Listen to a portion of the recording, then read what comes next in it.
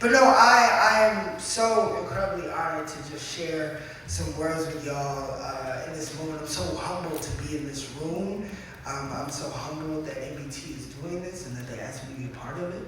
I see so many faces like, oh my gosh, Sade, thank you so much. Jonathan, thank you so much. So many faces of just people who have like lifted me up, like Gene. So many people, let me not, because I would just be here. But I'm so grateful to be able to share a few words about this moment that we're in. A moment that feels like uncertainty, division, and a constant fight to lift up, thrive a little higher than the word survive. As we look around us, we are met with distractions, illusions, and lies. We live in a country that's helping to fund a genocide in Gaza. We live in a country where morals and decency seem to be lost at the bottom of the Hudson next to where somebody buried the word grace. We live in a country that is actively trying to make us forget our journey from victim to victor in hopes that we will once again be at peace in shackles. But the moment that I really want to lift up is the one that we're currently in this moment. Not that one, but this one, the one in this room. The one where we are asked to gather, reflect, manifest, demand, and create. Just take a second to look around you and drink in this space. Drink in the power of our collective. Drink in the power we have of storytelling, the love of it, the love of our blackness, the determination we have of preserving our institutions, our gathering spaces, right? This is where the revolution boils, not on Instagram or TikTok or Facebook, right? Our enemies own those spaces, but they have no power here. They have no power in this space. The real boiling only happens in high heat, and that fire comes from this, the gathering space. As I've been thinking recently on the importance of these black gathering spaces in this time, including as it relates to theater, I can't help but be reminded of the past. Memory is a radical act, right? I can't help but think about the infamous summer of 1822. Now, I don't know how many of y'all know about the summer of 1822, but in 1822, Chester A. Arthur, who's a president that I've never heard of, was the 21st president of these United States, apparently. Slavery was still alive and strong in the South as well as in good old New York City. Two significant events happened that summer that I want us to pay attention to today. One includes a black man by the name of Vesey. Denmark was born into slavery in St. Thomas, and at the age of 14, he was then sold to a slave owner in Charleston, North Carolina. At the age of 32, while in Charleston, Denmark won a lottery and was able to purchase his own freedom. He began to work as an independent carpenter and built up his own business. Around this time, he met an enslaved woman named Beth. Don't you love that name for a woman? Beth, that's kind of cute.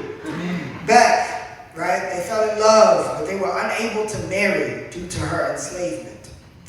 They had children, but the law stated that any child born to an enslaved mother would also be considered enslaved. As years went on, Denmark tried his best to earn money to buy his wife and children out of slavery, but her master refused to sell her. Around this time, he founded an independent church in Charleston known as the African Methodist Episcopal Church. It's actually still there today in Charleston under the name Mother Emanuel. Frustrated that he felt powerless in being able to reclaim his family, Denmark used this new platform of the church as a means of gathering both free and enslaved black folks. Inspired by the biblical story of Exodus in the summer of 1822, Denmark led the plan of an insurrection. He successfully convinced thousands of black folks to join his plan. First, they were to attack the Charleston Meeting Street Arsenal where they could secure some weapons, right? Steal some weapons. Then after that, they were to kill white slave owners throughout the city. Then after that, they would command ships from the harbor and sail to Haiti. Because there were so many enslaved folks who knew this plan, Denmark had a fear, of course, right? That someone would share this plan, someone would snitch and derail it. Unfortunately, those fears became a reality. Two slaves who were loyal to their masters went and told of Denmark's plan. This leak tragically led to the murder of Denmark Vesey along with 47 other members of his congregation. That same summer, that exact same summer of 1822, in New York City, as word was spreading about Denmark's plan and his subsequent murder, a free man who became the first black playwright in America was producing his own production of Othello. This man was William Henry Brown, founder of the African Theater, which once occupied space in the financial district where there now stands an apartment building where the rent, I'm sure, is too damn high. William and his company of actors often found themselves in troubled waters, especially with the New York City elite. It would always cause a stir when they would perform these European plays in whiteface.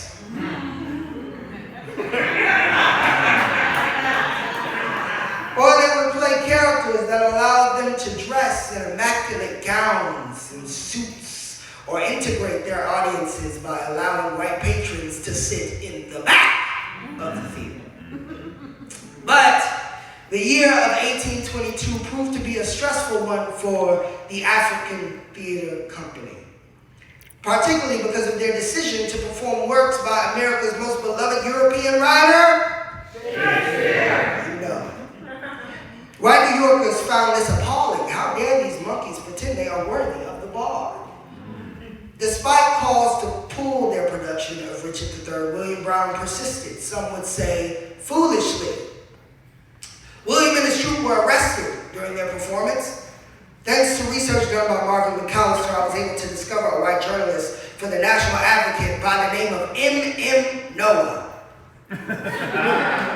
He published an article after their arrest, and it was called "Hung Be the Heavens with Black," a mean-spirited nod to a line in Shakespeare's Henry VI.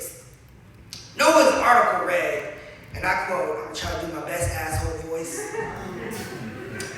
"The ebony-colored wags were notified by the police that they must announce their last performance, but they, defying public authority, went on and acted nightly. It was at length considered necessary to interpose the arm of authority, and on Monday evening a dozen watchmen made part of the audience. 'Come, come,' said the watch, 'none of your play acting airs. Into the black hole with you.' Finally, the performers promised never to act Shakespeare again. The police released them at a very late hour." In asshole quote. Who exactly was this arm of authority arresting these colored wags? Theater scholar Joyce Green McDonald declares this authority was the white police power coming to the defense of Shakespeare. Later that summer of 1822, same summer, William Brown decided to produce a production of Othello in New York City. Some would say foolishly. The production was noted for its performances, but also its costumes, how rich and satiny and elegant they were. One of their performances was interrupted by a gang of white men who jumped on that stage and proceeded to rip off every piece of rich, satiny, and elegant attire those black performers had on. They were beaten. William was beaten the most severely. Of course, no one was prosecuted. The material damage totaled $200, which in 1822 is over $6,000 today. They lost all that money, but Brown lost more than money. He lost his actors, he lost patrons and representational control. As a site of riotous misbehavior and a den of disorder, his venture was now saddled with an unsavory and unshakable reputation. As most blacks were still enslaved, in the summer of 1822, liberators like Denmark and William did their best to press us forward. Some would say foolishly. Denmark lost his life, but William came back the following year and continued to produce theater. Only this time, legend has it, that he put a sign on the outside of the lobby door interested in integrated audiences. It read, "White people do not know how to behave at entertainments designed for ladies and gentlemen of color."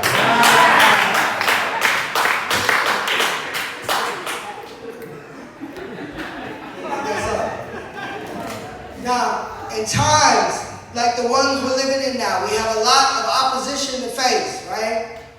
And we have a lot of things we need to organize in order to defeat that opposition. But I find strength in remembering the sacrifices, the intentionality, and the determination of our ancestors. Our crown is already bought and paid for, right? We're not starting this from scratch. These ain't new conversations, right? The gun that started this relay race was shot from the moment Black stepped his royal foot on the ground of the sword. It's our job to grab the baton. It's our job to study the blueprint and figure out how to build some new floors, some floors with a stronger structure, some floors with a wider ratio, some floors that are simply made just to bring us up a little bit higher, right? The thing that inspires me the most about the summer of 1822 is simply foolishness. I've been thinking a lot lately over the past year or so about intentional foolishness, and I've been writing about it. And I would like to share with y'all a little bit of my thoughts around foolishness, right? I believe there are two types of fools in this world. Stagnant fools who move unaware of the world that they live in and often speak louder than what they have to offer. And then there's something called intentional fools. There's an audacity that comes with a fool who moves with intention. There's a life force, a rumbling, a spiritual opening that moves when someone intentionally uses their foolishness to lead them to a land of promise. A fool with intent doesn't waver when someone says the path ahead is dangerous. They walk forward. Like Denmark and William, an intentional fool is too foolish to hold on to anyone else's fear. Too foolish to comprehend the word impossible. Too foolish to surrender when they are surrounded by their enemies. I used to always conflate these two words and be like, okay, I don't understand. There's a big ass gap between those two things, right? Being intentional and being a fool. And there is a gap, but throughout my career and my life, I've come to learn exactly what that is that fills that big ass gap between the two. I've learned that the gap is full of God. The gap is full of love.